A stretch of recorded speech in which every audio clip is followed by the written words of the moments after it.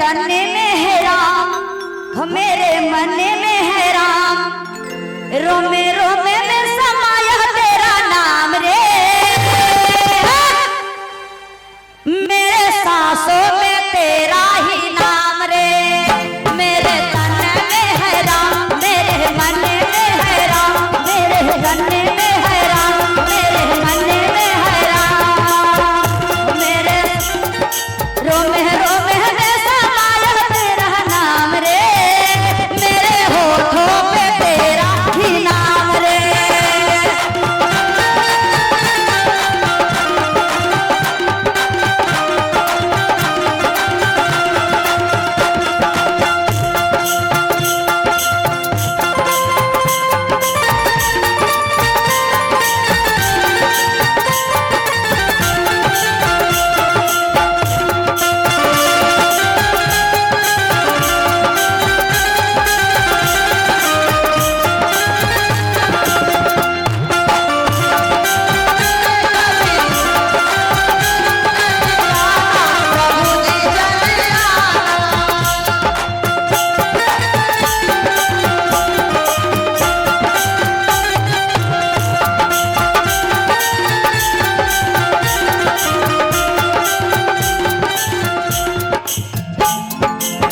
और कहना है कि जो मन में बसाए हैं भगवान के श्री राम के, दीदी जरा हाथ निकाल के ताली बजाइए हमारे श्री राम भगवान के लिए, ताली बजाइए, मीठी मीठी ताली बजाइए। और कहना है जैसे चंदा मेरा, जैसे सूरज मेरा, जैसे चंदा मेरा, जैसे सूरज मेरा,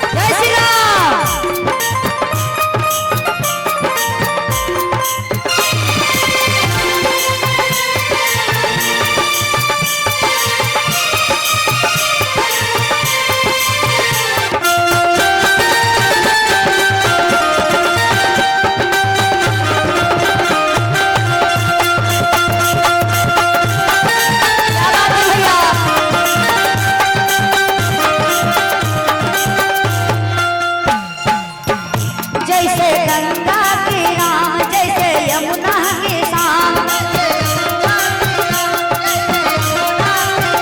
जैसे गंगा की राम, जैसे यमुना की शाम। तने तने में समाया तेरा नाम रे, मेरे होठों पे तेरा ही नाम रे।